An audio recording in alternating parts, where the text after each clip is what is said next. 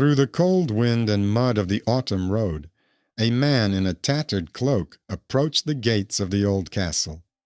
His shoes were worn out, his hair was tangled, and his face was covered with road dust. He held only a staff and a small bag in his hands. The guards at the gate exchanged smirks. One of the knights said that such travelers were only fit for the stables, not the Lord's hall. Another laughed loudly and told the ragged man to leave if he didn't want to be driven away with a whip. The man listened silently, but his eyes remained calm, without humiliation. He only asked for shelter for one night and a little bread. Greetings, dear viewers. Where are you watching this video from? Write in the comments. It will be interesting to know. I wish you pleasant listening. The stranger entered the shadow of the tower, trying to warm himself. His voice was quiet, but there was no fear or pleading in it. This surprised the old squire standing nearby. He noticed a dark medallion hanging around the man's neck. The metal was tarnished, but a coat of arms was visible on it. The squire frowned, as if trying to remember where he had seen this symbol before. But the knights continued to mock him. One threw a piece of stale bread on the ground, as if to a dog. Another nudged him with his shoulder to see if the stranger would fall. But he did not fall. He bent down, picked up the bread, and thanked him. At that time, the castle was preparing for a feast. The lord of the castle, Lord Arno, was expecting guests from neighboring lands. Torches were hung in the hall, and servants prepared meat and wine. The courtyard smelled of smoke and spices. No one paid any attention to the lone traveler, who sat by the wall and quietly ate the discarded bread. Only a maid carrying water glanced at him and noticed the fatigue on his face. When it got dark, the gates opened again, and horsemen rode into the castle. Among them was a young knight in expensive armor. He loudly announced that rumors had spread in a neighboring village about a stranger who resembled an exiled prince who had disappeared many years ago after a civil war. The castle knights dismissed the rumors, saying that peasants always made up stories. But the squire remembered the medallion. His heart beat faster. The stranger asked to spend the night in the barn, and he was allowed to do so. At night, there was a noisy feast in the castle. Servants ran around with dishes, and laughter and the clinking of cups filled the hall. Behind the wall, in the cold and hay, the stranger sat and looked at his medallion. His eyes showed fatigue and bitterness, but not despair. He whispered quietly that he had returned too late and clutched the medallion in his palm. The next morning, one of the knights decided to bring him to his lord for fun. "Let everyone laugh at the ragamuffin," he said. The stranger was placed in the middle of the hall. His clothes were dirty, his feet bare, but he stood up straight. Lord Arno, sitting at a high table, asked why this man had come. The stranger replied that he was only looking for shelter and peace. In response, the hall erupted with laughter. One of the guests said that such a person should be sent to prison because he looked like a vagrant or a spy. Another suggested that he be expelled. But then an old squire, his voice trembling, said that he had seen the coat of arms on his neck in his youth. It was the symbol of a family that had fallen in war many years ago. The knights fell silent. Everyone looked at the medallion. The stranger slowly took it off and placed it on the table. The coat of arms glowed in the light of the torches, and many faces turned pale. Lord Arno recognized the sign. It was the coat of arms of the rightful heir, a prince who was known only in legends. But no one dared to believe it right away. Lord Arno said that if he was who he claimed to be, he had to prove it with more than just words. And then a chain of events began that turned the fate of the castle and the people in it upside down. After the medallion was placed on the table, the silence in the hall became heavy. The knights exchanged glances, some laughing nervously, others grimacing as if they had seen something dangerous. Lord Arno picked up the medallion, held it closer to the light, and said that this symbol did indeed belong to the house that once ruled these lands. But he added that many craftsmen could forge seals and coats of arms. Laughter rose again in the hall. The guests, sluggish from wine, muttered that the vagrant had simply found an old thing on the road. The stranger did not respond to the mockery. He stood motionless and looked straight at the Lord. There was no fear in his gaze. Only the squire continued to stare at his features. There was something familiar about them, something elusive, like a childhood memory. Lord Arno ordered him to be taken to the stables until morning, and then his fate would be decided. Some knights demanded that he be thrown into the dungeon immediately, but the Lord preferred to wait. That night, the dancing continued in the castle, but the squire's heart was filled with unease. He remembered his younger years, when he served at the court of the former king. There was a boy there, the heir, with the same straight posture and the same eyes. The squire did not dare to speak aloud, for rumors could cost him his life. In the morning, the stranger was given some water and told to work in the courtyard. He was made to carry firewood in the hope of humiliating him. But it was then that a scene occurred that changed their attitude towards him. One of the young knights decided to have a laugh and threw his spear so that it fell at the stranger's feet. The stranger calmly picked up the spear, examined it, and then threw it back. The spear flew so smoothly and powerfully that it stuck precisely into the shield hanging on the wall. The noise died down. Everyone saw that such a throw could not have been made by a man without military training. The servants whispered that he had obviously been trained in combat since childhood. Someone recalled that the exiled prince had been raised by the best tutors. But the knights did not want to admit the obvious. They said that even a simple peasant could learn to throw spears. Then Lord Arno said he would arrange a test.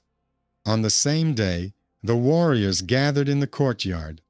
The Lord ordered the stranger to face one of the knights in a duel with wooden swords. If he showed skill, then perhaps there would be reason to reconsider. The stranger agreed. He was given a simple club, and the knight was given a heavy sword. Everyone was sure that the ragged traveler would be quickly defeated. When the fight began, the knight rushed forward, relying on the strength and weight of his weapon. But the stranger dodged, struck him in the side, and immediately threw his opponent back. His movements were quick and precise. The second blow knocked the sword out of the knight's hands. The crowd froze. No one expected the dirty traveler to be able to defeat an armed warrior. Rumors of this spread throughout the castle instantly. The servants whispered that perhaps this was indeed the heir, for only he could possess such skill. But there were also those who whispered maliciously that he was a dangerous impostor. In the evening, Lord Arno summoned the stranger to his chambers. He asked how he knew fighting techniques that were not taught to ordinary people. The stranger replied that he had been in hiding for many years and had learned from warriors in order to survive. The Lord noticed that there was no fear in his words, but also no vanity. He said that if this was true, then the story was not yet over. Meanwhile, the squire decided to test one memory. He approached the stranger and quietly asked if he remembered an old song that his father, the king, used to sing at celebrations when he was a child. The stranger replied that he remembered every word. He repeated the lines, and the squire began to cry. He realized that this was indeed the same boy he had once seen in the palace. But the secret remained dangerous. There were people in the castle who had an interest in keeping the heir dead. Rumors of his return could cause rebellion or war. Therefore, Lord Arno said that no one should know who this man really was. He promised to protect him, but warned that he would have more enemies than friends. That night, silence reigned in the castle. But outside the walls, people who wanted the truth were already gathering. A servant who had overheard the conversation hurried to the village and told the villagers about the stranger. The rumor spread quickly. The peasants who remembered the old house began to whisper that the exiled heir had returned. The next day, guests arrived from distant lands. Among them was a man whose appearance turned the tide of events. He was a wealthy and respected merchant who had hidden for many years that he had once sworn an oath to the old king. He recognized the medallion, and his face changed. The merchant who entered the hall was not young, but he was strong and confident. He was called Hugo of Lana.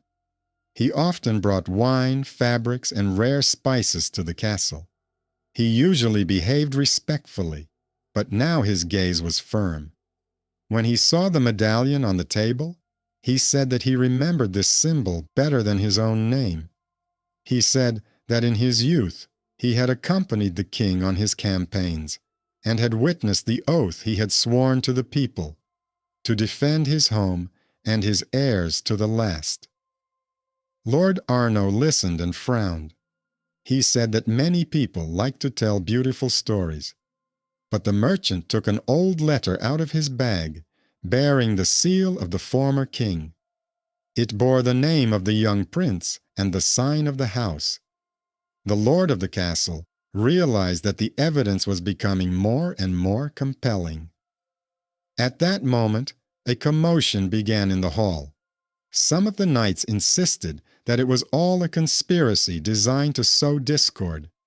They said that peasants love fairy tales, and merchants are willing to confirm any lie for profit.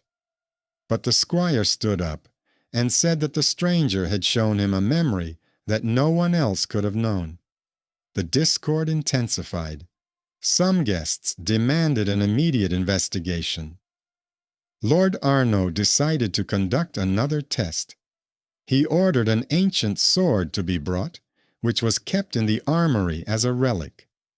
It was believed that this sword once belonged to the house of former kings. It could not be lifted without special skill. The blade was heavy and required training. When the sword was brought in, many watched with curiosity. Several knights tried to lift it and hold it, but the sword barely stayed in their hands. Then Lord Arno ordered the stranger to come forward. He took the sword calmly, lifted it effortlessly, and made several movements that showed he had been trained with this weapon since childhood.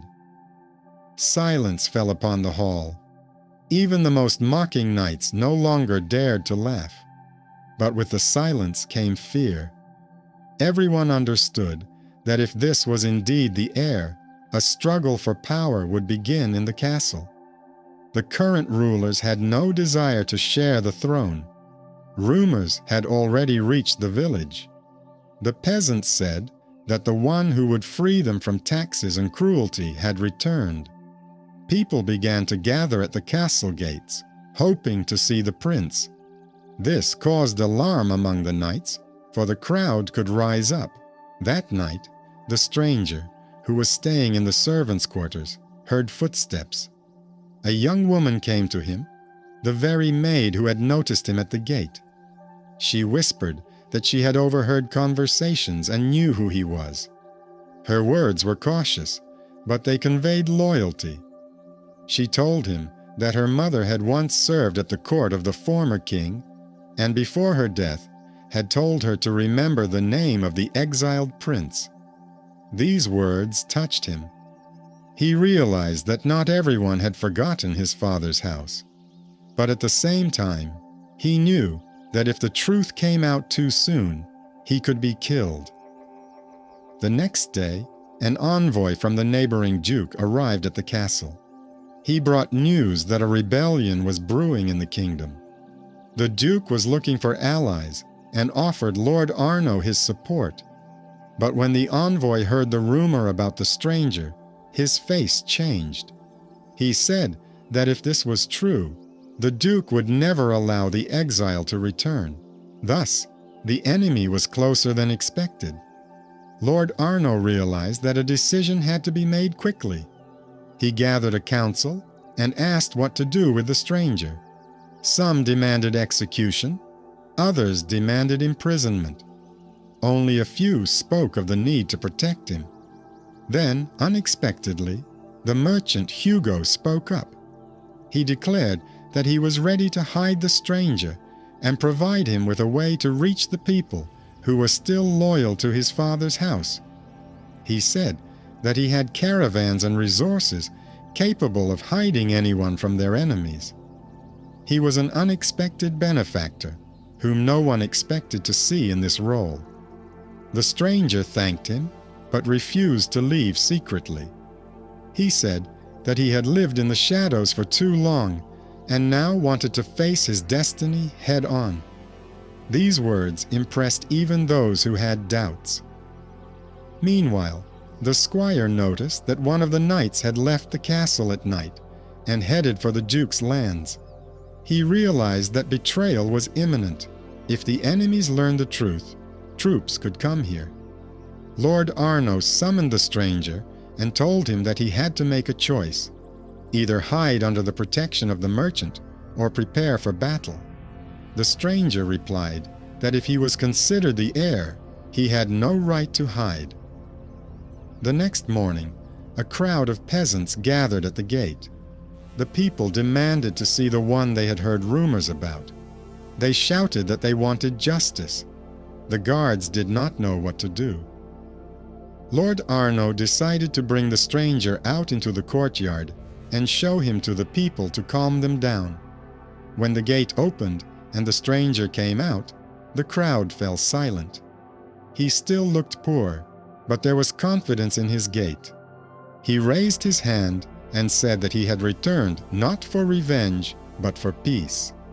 The people cried out, and many fell to their knees. When the crowd saw the stranger, many began to cry and call his name, although no one knew exactly what he looked like after all these years. But the memory of his father's home was awakened in the hearts of the people, and they accepted him without hesitation. The castle servants looked out of the windows, amazed that simple peasants were willing to bow down before a man in a tattered cloak.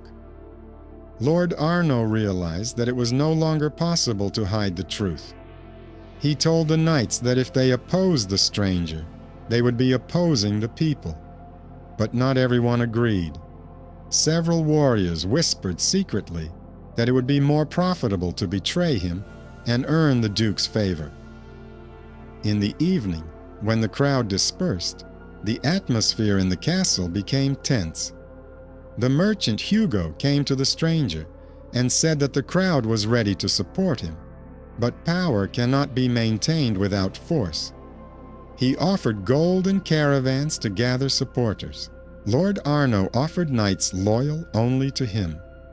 For the first time in many years, the stranger had a choice: either become a pawn in someone else's game or take his fate into his own hands.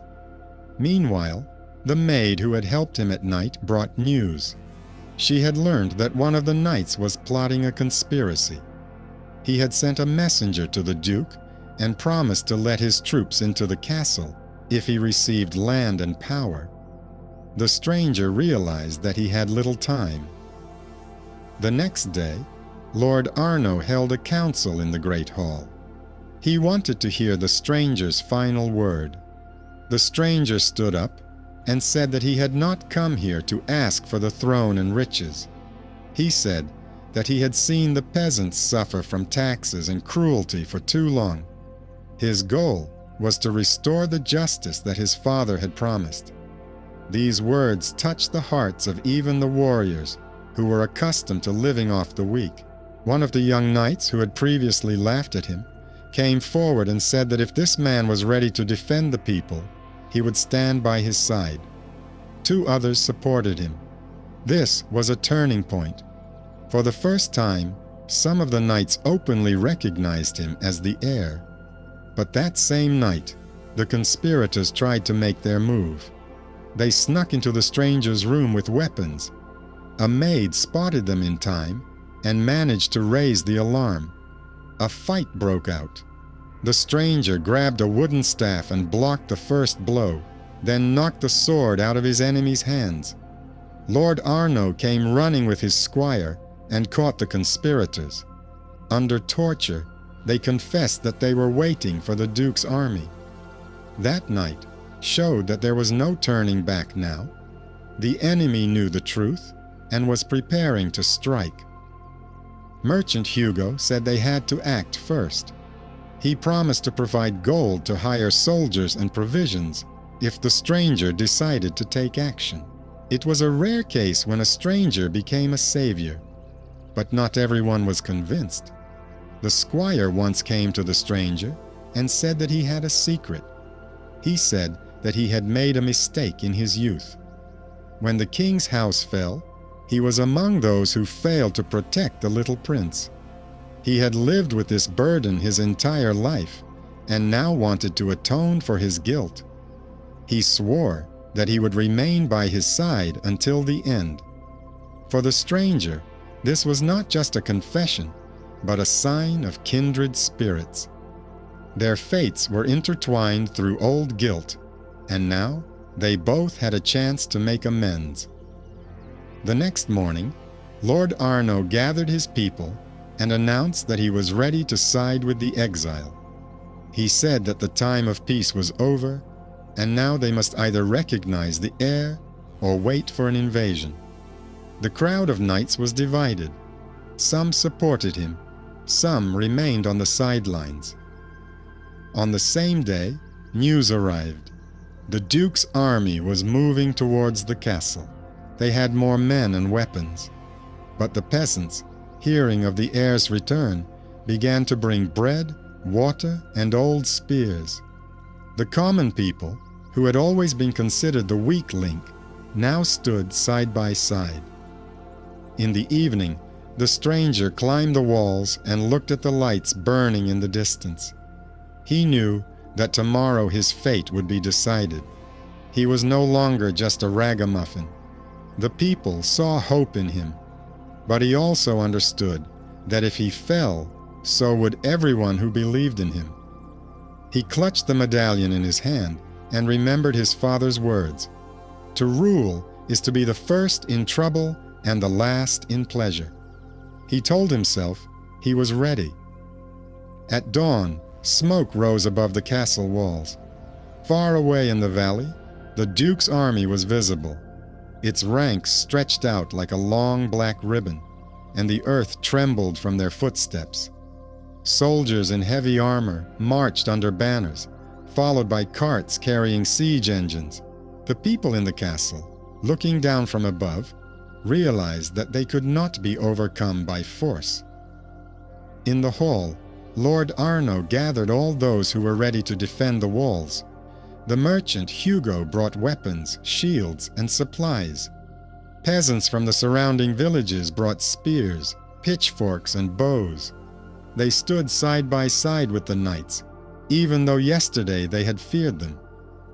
At that moment, the stranger realized that the boundaries between the poor and the noble were blurred when it came to their common destiny. Before the battle, he told the people that he could not promise an easy victory. He only promised that he would be there for everyone and take the first blow himself. His words echoed across the courtyard. People looked at him not as a ragamuffin, but as someone capable of leading them. The first attack came at noon. The Duke's warriors rammed the gates with a battering ram. The boards creaked but held. Arrows rained down from the walls. The peasants fought shoulder to shoulder with the knights. At one point, the tower caught fire, and it seemed that all was lost. But the stranger himself climbed up, took a bucket of water, and was the first to extinguish the fire. Everyone followed his example. The tower stood firm. In the heat of battle, one of the conspirators who had remained in the castle opened a secret passage and let the enemies in. A massacre began in the corridors of the castle. Servants screamed, women hid in storerooms. The Duke's warriors rushed to the hall, but there they were met by the stranger. He grabbed a sword and led those who were nearby. The battle was fierce. His blows were precise, and every step showed that he was not a simple traveler, but a man raised in war. The squire, old and lame, also fought alongside him. At that moment, he felt that he was atoning for his long-standing guilt. He covered the stranger's back and fell from a spear blow. As he died, he said that now he could leave in peace because his duty to his father's house had been fulfilled. The stranger leaned over him, closed his eyes, and rose again. Pain boiled in his heart, but it gave him strength. The enemy warriors retreated, not expecting such resistance. But the battle was not over yet. The Duke stood at the foot of the castle and shouted that whoever was hiding behind the walls was an impostor. He promised riches to anyone who betrayed him, but no one came out. In the evening, when the fighting subsided, the people gathered in the courtyard. Peasants and knights looked at the stranger. Merchant Hugo stepped forward and said that he was ready to give up all his caravans and gold for him, because he saw him as the only one who cared about the common people. Lord Arno added that he swore to serve him, even if it led to war with the Duke. It was the moment when the man who had been considered a beggar yesterday became a recognized leader. No one called him a ragamuffin anymore. In the eyes of all, he was the heir, but the enemy had no intention of retreating. At dawn, a new battle was to begin. The people prepared for the final battle. The stranger knew that the outcome would decide everything. Either he would become who he was meant to be, or he would perish along with the castle. That night, he went out onto the ramparts and looked at the stars. A maid approached him and said that even if he fell, the people would still remember him as a prince. He replied that memory was not enough without victory, but he felt strength in her words. She reminded him that justice was more important than power. At dawn, he gathered everyone who was ready for battle in the courtyard. He said that they were not slaves or victims, but people who could decide their own fate. He raised his sword, and the people cheered. With the first rays of the sun, the Duke's army moved toward the castle again. The earth shook from the hooves of horses and the roar of drums. The enemies hoped that the night battle had weakened the defenders, but the walls stood strong. Simple white cloths, hastily hung by the peasants, fluttered on the towers. For the people, it was a sign of unity. The Duke ordered the siege towers to be set on fire and moved toward the walls. Burning torches lit up the field, and smoke rose to the sky. The warriors inside the castle prepared to meet the enemy. Archers took up their positions, women carried water and bandages, and boys brought arrows. No one stood aside. When the towers reached the walls, the Duke's warriors launched their attack. A battle raged on the walls. The stranger himself stood in the front ranks, repelling blows. His sword moved quickly and confidently. Every time an enemy climbed the ladder, he was thrown back down. People saw his strength and followed his example. In the heat of battle, One of the wooden towers caught fire. The flames quickly engulfed the beams, and screams filled the field. This gave the castle a brief respite, but there were too many enemies. The Duke ordered another battering ram.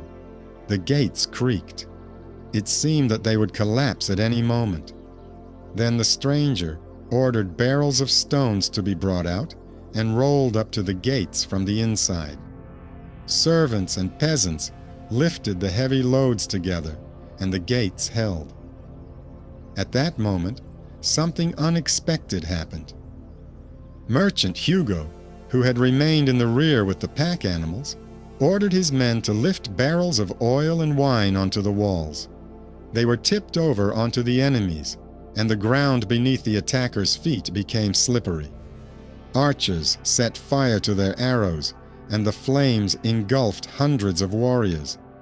The Duke's attack faltered. The people shouted with joy when they saw how unexpected ingenuity had saved the castle. But the joy did not last long. The Duke brought out his cavalry and ordered them to surround the fortress on all sides. He wanted to wear down the castle. Hunger began to set in inside. Bread supplies dwindled, and the water became dirty. Servants grumbled, peasants whispered. But the stranger did not lose his resolve. Every day he walked around the walls, telling the people that they were not alone. His calmness inspired confidence. Even the children stopped crying when he passed by. A few days later, a messenger arrived at the Duke's camp. He announced loudly that the Duke was giving them one last chance. If the castle surrendered and handed over the impostor, everyone would live. Otherwise, they would face death. Lord Arno wanted to respond, but the stranger said he would speak for himself. He went out onto the walls and said loudly that he was not an impostor, but one whose right could not be bought or taken away. He added that it was better to die in battle than to live as a slave. These words were heard throughout the valley. The crowd of peasants standing inside shouted in response. Their cry was louder than the Duke's drums. The warriors on the field froze, not expecting such unity. That night, another discovery was made in the castle.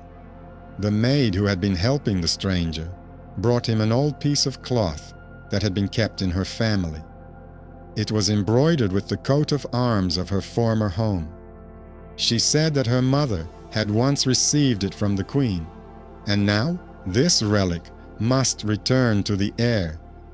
For the stranger, this was a sign that the memory of his family lived on, even among the simplest of people. This discovery strengthened the spirit of the defenders. The next morning, they hung the coat of arms above the tower. The Duke flew into a rage. He realized that if he did not win now, the people would rise up everywhere. The Duke ordered a decisive assault. His warriors moved in tight ranks. The siege towers approached the walls again, and the battering rams struck without pause. The sky was filled with smoke from the fires and burning arrows. The castle trembled under the onslaught. The people inside understood that the end was near. The stranger did not leave the wall. He himself lifted heavy stones and threw them at the enemies. His hands were covered in blood, but he did not stop. His every action showed that he was not hiding behind others, but leading the way. Suddenly, a cry rang out. One of the enemy towers had broken through the walls, and dozens of warriors stormed inside. Hand-to-hand combat began. Peasants with pitchforks and axes rushed into battle alongside the knights. Servants carried weapons to those who were weak.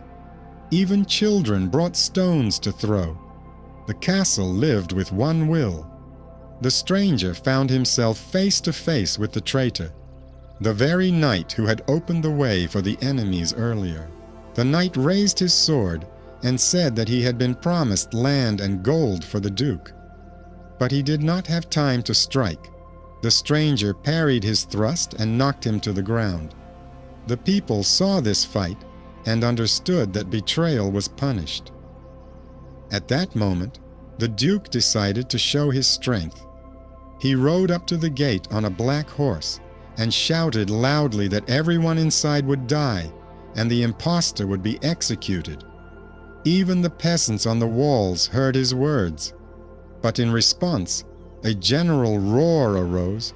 The people shouted that they would never surrender. The Duke frowned. He realized that a simple threat no longer worked. In the heat of battle, something happened that no one expected. Horsemen under a different banner appeared from the distant hills. These were allies gathered by the merchant Hugo. He had sent his men in advance to neighboring villages, where the memory of the old king's house was strong, to gather support. Peasants and mercenaries came when they heard that the heir was alive. Their detachment struck the Duke's rear. The field was filled with the cries and noise of battle. The Duke's warriors faltered. Their ranks wavered. The castle opened its gates, and the stranger led his men into battle. He fought in the front ranks, his sword flashing. The warriors who had recently laughed at him now followed him without fear. The fight with the Duke was brutal. He himself came out against the stranger. Their swords crossed. The Duke was a strong warrior, but his blows were full of malice, while the stranger's blows were precise and confident. The fight lasted a long time, until finally the Duke stumbled. The stranger pinned him to the ground, but did not finish him off. He said he was not seeking revenge. The Duke shouted in rage that his mercy would be his undoing. But the people saw that the heir was different from the tyrant, in that he knew how to forgive. The Duke's army fled. The field was cleared. The castle stood firm. People shouted and raised their hands. Peasants wept. Knights bowed. No one doubted who stood before them anymore. In the evening, a meeting was held in the hall. Merchant Hugo said that with his gold, he had only helped to get things started. But the real victory had been brought by the man whom everyone had considered insignificant. Lord Arno declared that he was ready to recognize him as the rightful heir. The crowd, from servants to warriors, bowed before him. The stranger smiled for the first time. He said that the victory was not his alone, but everyone's. He reminded them that only unity had given them strength. After the victory, the castle breathed differently. Where recently there had been cries and the clang of weapons, now there were voices of people talking about the future. Warriors bandaged wounds. Peasants helped clear debris. Women carried water. Everyone felt that they had gone through the ordeal together. The stranger sat by the hearth in the great hall. Before him lay a medallion, a sword, and a cloth with a coat of arms, given to him by a servant girl. He looked at these things and understood that they had become symbols, not only of his destiny, but also of the destiny of all those gathered around him. Lord Arno approached him and said that if he accepted power, he must be prepared for a new war. The Duke had fled, but he was not dead. He would gather his forces and return. The stranger replied that he was not afraid, because for the first time in his life, he was not alone. A maid who was standing aside listened to their conversation. She knew that it was her family who had preserved the memory of the former king's house. Pride grew in her heart. She saw how yesterday's ragamuffin had become a man to whom knights bowed. The merchant, Hugo, announced that he was giving all his caravans and gold to the future kingdom. He said that honor was more important to him than wealth. No one expected that the man who had always been considered a cunning merchant would become the one to save the castle. But it was he who became the unexpected benefactor who made it possible to stand firm. The next day, people began to flock to the castle from the surrounding villages. They brought bread, salt, and water. They wanted to see the man who had risen from poverty and become their leader. Crowds gathered in the courtyard, and everyone wanted to touch his hand. At that moment, the wanderer realized that he could no longer be the same. His name had become famous, and there was no point in hiding anymore. He said aloud that he was ready to accept his fate and lead the people. However, peace did not come immediately. News of his victory reached other lands. Some rulers feared him, while others saw him as an ally. Envoys began to arrive at the castle. Some offered alliances, others made threats. Not everyone inside the castle was satisfied. Among the knights, there were those who believed that commoners should not be treated as their equals. They grumbled that the peasants were too proud of their role in the battle. But every time someone tried to humiliate a commoner, the wanderer stopped them. He said that his strength lay in the equality of all who fought alongside him. The servants noticed that the new order was changing the castle. There was no longer a division between those who were worthy and those who were superfluous. Even the children, who had previously hidden from the knights, now ran freely in the courtyard. One day, an old monk from a neighboring abbey came to the castle. He said he knew the secret of the family. He brought an old record stating that the exiled prince had a right to the throne not only by blood, but also by an oath given to the entire people. The monk claimed that the wanderer's father had made an alliance with the peasants, promising to always protect them, and now the son must fulfill this oath. These words strengthened his resolve. He said that power is not a gift or a right, but a duty. The people heard this and understood that their new ruler was different from the previous ones. But an even greater challenge lay ahead. The defeated duke had gathered allies. News came that he was on the move again, this time with greater force. The castle prepared for a new war. The news of the duke's return came on a cold morning. Servants reported that an entire army was advancing from the south.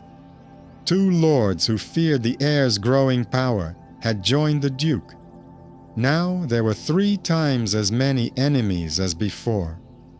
Preparations began in the castle. People reinforced the walls, dug moats, and stockpiled water. But the stranger understood that force alone would not be enough to hold them back. He gathered a council and said that it was time to act differently. Instead of hiding, they must show that the entire people stood behind them. Merchant Hugo suggested using caravans, sending messengers to neighboring villages, and calling the people to arms. Lord Arno agreed, adding that if the peasants saw that the heir himself was calling them, they would come. Servants spread the word along the roads, and within a few days, men and women began to flock to the castle. They had simple weapons, but their eyes burned with determination. When the crowd gathered in the courtyard, the stranger climbed onto the wall and said that no one was obliged to fight, but that everyone who stayed would become part of history. The people shouted back that they would stand by him. It was a moment when the underestimated heroes, peasants, women, old people, became a force equal to an army. Meanwhile, the maid, who had always been nearby, brought news that there was a traitor among the newcomers. She had overheard a conversation in which one man promised to open the castle gates to the enemy. The stranger ordered him to be seized. During interrogation, it was revealed that the Duke had promised him silver and freedom. But the crowd of peasants shouted that they themselves would pass judgment. In front of everyone, the traitor was driven away. and he disappeared into the darkness. The enemy's approach could be felt every day. The servants said that at night they could see the fires of the Duke's campfires on the hills. The people prepared for the final battle. Finally, the enemy arrived. This time, the Duke put siege engines and cavalry at the front. His army surrounded the castle on all sides. The warriors inside the castle felt fear for the first time, but the stranger said that strength lies not in numbers, but in faith. The battle began at dawn. The enemies rammed the walls and threw stones.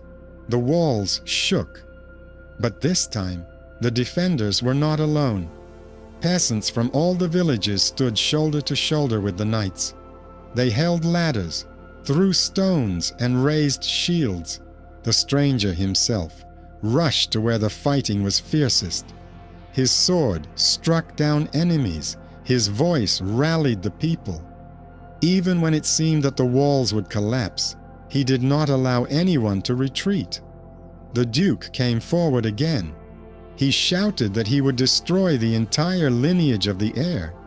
But at that moment, a new detachment appeared from behind the hills. These were people gathered by an old monk from the abbey. They came with crosses and spears, singing prayers, and carrying a banner with the coat of arms of the former house. Their arrival was a blow to the enemy. The Duke realized that the battle was now lost. His army faltered and began to retreat. The stranger led a sortie, and the enemies were scattered. Only the Duke's banner remained on the field, fallen in the mud. When the battle subsided, the people in the castle cried and embraced each other. No one expected that simple peasants, a merchant and an exile could defeat the army. But it happened. The stranger stood in the middle of the courtyard, tired, covered in blood and dust. People shouted his name, but he remained silent. He knew that victory was not the end, but the beginning. Now he had to not only defend, but also build. After the victory, the field around the castle was littered with shields and broken spears. Servants collected weapons. Peasants buried the dead. The air was filled with silence, filled with fatigue and relief. People knew that they had survived the hardest test. The stranger sat by the fire in the courtyard. His clothes were torn, his hands were covered in blood, but his eyes shone with calm. A maid approached him and said that now he must give his name and accept his fate. He replied that his name had been given to him by his father, and that now he was ready to bear it openly. Lord Arno gathered the knights and the people in the great hall. Where there had been a feast not long ago, there were now torches burning and tired people standing. The Lord said that the time had come to acknowledge the one who had saved them. He pointed to the stranger and named him the rightful heir. The knights bowed and the peasants cheered. The merchant Hugo stepped forward and said that wealth could buy many things, but not loyalty. He called him his lord and handed him the keys to his caravans. The people applauded, realizing that without him, the castle would have fallen.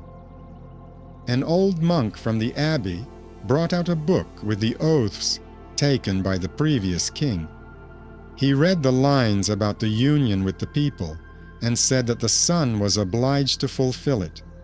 The heir raised the medallion and swore before everyone that he would never rule for himself, but would rule for the people. The crowd cheered. At that moment, the ragged boy who had recently been chased from the gates became a prince in the eyes of all, but he did not smile. He said that power was not a crown, but a burden, and that his strength lay in those who stood beside him. The maid cried with joy. She knew that her family had preserved the memory for a reason. For her, it was proof that even ordinary people can change history. The next morning, a new life began. Peasants and knights repaired the walls together, women prepared food for everyone, and children played in the courtyard. There was no longer any contempt for the poor in the castle. Everyone felt that they were part of one destiny. The duke, who had fled the battlefield, went into hiding. No one spoke his name with respect anymore. People said that he would live in exile, like the prince once did, but without honor or support. In the evening, the heir climbed the tower and looked into the distance. He saw fields, villages, and roads. All of this was now his responsibility. He clutched the medallion and remembered his father's words, "To rule is to serve." He understood that this victory was not the end, but only the beginning of a long journey. The bells rang in the castle. The people celebrated, but everyone knew that difficulties lay ahead. However, now they had someone who had proven that even from the mud and exile, it was possible to rise up and become a leader. Thus, the story of the beggar who was humiliated at the gate turned into the story of the exiled prince who was recognized by his people. His path showed that strength does not lie in nobility and wealth, but in determination, courage, and the ability to stand alongside those who are weaker. And when night fell on the castle, the people slept peacefully. They knew that their fate was now in the hands of someone who had gone through exile and humiliation himself in order to understand the value of justice